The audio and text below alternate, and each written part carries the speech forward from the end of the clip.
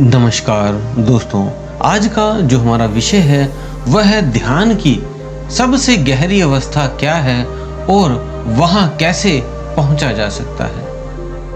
तो दोस्तों, इस विषय में बहुत ही बारीकी में आज आपको हम बताने जा रहे हैं। एक कहानी के माध्यम से भी आपको समझाने की कोशिश करेंगे ताकि आप इस ध्यान के गहरे अवस्था को प्राप्त कर सको। तो आप सभी का हम स्वागत करते हैं अपने चैनल में आत्मा से परमात्मा का सफर। तो दोस्तों, ध्यान की गहरी अवस्था में जाने के लिए कुछ पड़ाव होते हैं, कुछ 6 अवस्थाएं जो सभी ने बताई है वही पहले हम आपको बता दें और उसके बाद कैसे इसमें जाना है, प्रैक्टिकल कैसे इसको करेंगे वो भी आज हम इसी वीडियो में आपको बताएंगे।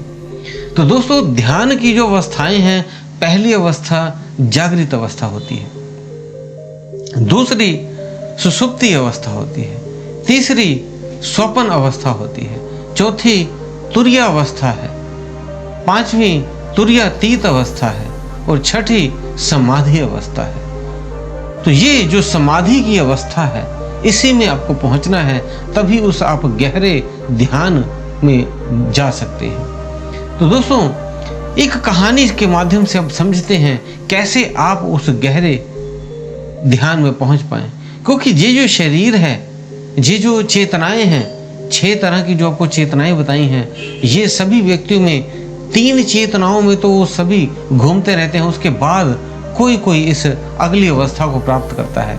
जागृत अवस्था में तो आप हमेशा रहते हैं, जो आप जागते हैं, सुबह उठकर घूमते फिरते हैं, ये जागृत अवस्था है आपकी। सुषुप्ति अवस्था आपकी जब आप सो जाते हैं तो दूसरी अवस्था में आप चले जाते हैं, इसका बोध खत्म हो जाता है और आप नींद में अलग अलग सपने या और चीजें देखते हैं। तो ये जो सुषुप्ति आप सो जाते हैं, उसके बाद एक तीसरी अवस्था जो स्वप्न की है, आप स्वप्न लोक में चले जाते हैं। ऐसे ही ये 6 धीरे धीरे करके आप इन पड़ावों को आगे जब ध्यान करेंगे तो तुरीयातीत और समाधि में प्रवेश लेंगे। तो दोस्तों, एक कहानी के माध्यम से सुनते हैं, एक आदमी एक बूढ़े संत के पास गया और उसने पूछा, ध्यान क्या है? उस संत ने कहा, जागरण को ही ध्यान कहा जाता है।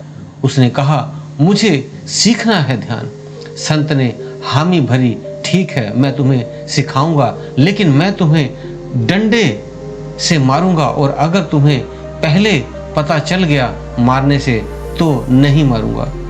अगले दिन से पिटाई शुरू हो गई। वो कोई काम लगा हो और संत डंडा लेकर उसके पास चला गया। मारने से पहले तो नहीं मारूंगा अगर उसको पता लग गया, लेकिन अगर उसे नहीं पता लगा तो वो उसे मार देता था। अगले दिन से पिटाई उसकी शुरू हो गई, वो डंडे उसको पड़ते रहे। पूरा दिन डंडे खाने के बाद शाम को उसके शरीर में दर्द होने लग गया। अब ये रोज का काम हो गया, लेकिन उस आदमी की सतर्कता अब बढ़ने लगी। वो थोड़ा अब सतर्क हो गया कि जब भी वो आएंगे तो मुझे उसका पता लगाना, नहीं तो डंडा पड़ेगा। 2 से 3 महीने में वो पहले ही संत को रोकने लगा। अब जब भी वो संत आता, डंडा मारने से पहले वो चेतन हो जाता और वो रोक देता, भी मुझे ना मारो। लेकिन जब वो पहले शुरू में था तो कुछ काम में व्यस्त होता था तो उसे पता नहीं लगता था, उधर से डंडा उसको पड़ जाता था। तो अब गुरु ने और परीक्षा उसकी बढ़ानी शुरू कर दी। दिन में तो वो बचने लग गया। अब गुरु ने कहा कि अगला टेस्ट अब होगा, अब रात्रि को भी तुम्हें डंडे पड़ेंगे अगर तुमने नहीं रोका। तो वो रात्रि को भी जाता और डंडे मारता। वो कई बार तो अपने सोच के महसूस करता उस ऊर्जा को और रोक लेता, अन्यथा वो डंडे उसके गुरु मारता रहता। तो जब कुछ रातें बीत गई तब उसने इसका प्रैक्टिस किया, उसकी आहट को ही महसूस किया। जब भी वो आते तो वो उन्हें रोक देता। अब वह रात्रि को भी कोई आता, वो अगर डंडा लेके, वो पहले ही शिष्य उसका रोक देता। अब वो पूरी तरह से जागृत हो गया। सुबह और रात्रि दोनों समय जागरण अवस्था में रहने लगा। तब उस समय वह व्यक्ति हर काम को होश से करने लगा। तब गुरु ने कहा, इसी जागरण को ध्यान कहा गया है। अब तुम जा सकते हो उसने विदा ली और आश्रम से बाहर आया। लेकिन बाहर आते ही उसे लगा क्यों ना गुरु की परीक्षा लूं, उसका कितना होश है, एक डंडा उठाकर देखूं आज। और वापिस मुड़ा ही था कि गुरु ने कहा, सावधान, मैं बूढ़ा आदमी हूं, डंडे की चोट नहीं सह पाऊंगा। व्यक्ति ने कहा, तो उसने कहा कि आपको कैसे पता चल गया, अभी तो मैंने सोचा ही था। तो गुरु ने कहा, ये परम जागरण की दशा है, इसे तुर्या कहा जाता है। यही ध्यान की सर्वोत्तम अवस्था है। ध्यान का एकाग्रता से कोई संबंध नहीं है।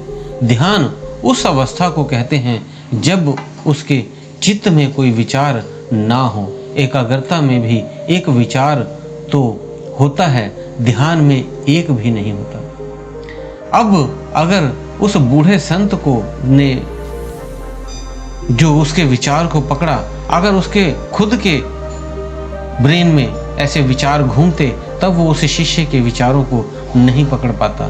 वो विचार की जो शून्यता है, उसी की वजह से वो उस दूसरे के विचारों को सुन पाता था। इसी तरह की आपको भी अवस्था बनानी पड़ेगी। हमेशा आपको जागृत रहना पड़ेगा। इसके लिए ये नहीं कि आप दिन रात जागना शुरू कर दो, आप पहले ही होश में ही होते हैं, बस थोड़ा सा ध्यान देने की बात है। जैसे आप दिन में सारे काम करते हैं, तो अगर रात को आप सोचेंगे कि आज मैंने क्या क्या किया, तो आपको याद होता है। ऐसे ही आप जब रात्रि को भी सोते हैं तो कोई सपना देखते हैं, कुछ देखते हैं, वो सुबह उठकर आप कहते हैं कि मुझे ये सपना आया था, जबकि आप सो गए थे तो कौन देख रहा था कि सपना देख रहा है। वो आपका ही एक जागरण शरीर है जो रात को भी देखता है और दिन को भी देखता है। आप सोए हो तब भी देखता है, जागता हो तब भी देखते हैं। आप उस होश को समझ नहीं पाते, रात्रि को उठते हैं, सपना देखा, सुबह दोस्त को, मित्र को, भाई को बताते हैं कि मैंने ये देखा, लेकिन जब आप सो रहे थे तो सपना कौन देख रहा था। तो वही जागरण आपको चाहिए। दिन रात आप जागृत हो, बस थोड़ा सा चेतन होने की जरूरत है। जब आप चेतन होगे तब आप उस अवस्था को प्राप्त होना शुरू हो जाओगे। मीन्स किसी भी कार्य में करते करते उस तुर्या अवस्था में जाना शुरू कर दें, वहीं से आगे का सफर तुर्यातीत और समाधि की तरफ आपको ले जाएगा। तो दोस्तों, उम्मीद है दी हुई जानकारी से आप संतुष्ट होंगे। फिर भी कोई आपका प्रश्न हो तो आप हमें कमेंट बॉक्स में लिख सकते हैं। और दोस्तों, अगर आप हमारे चैनल पर नए हैं तो चैनल को सब्सक्राइब कर लें और वीडियो को लाइक कर दें और अपने दोस्तों मित्रों में शेयर कर दें जो अध्यात्म के सफ़र में अभी नए नए आए हैं। उनको हमारे चैनल के बारे में बताएं ताकि पुरानी वीडियो भी ध्यान के ऊपर हमने बहुत सारी डाली हुई हैं, उनको आप देखें और ध्यान के सफ़र में आप आगे बढ़ें। इसी के साथ हम विदा लेते हैं। धन्यवाद।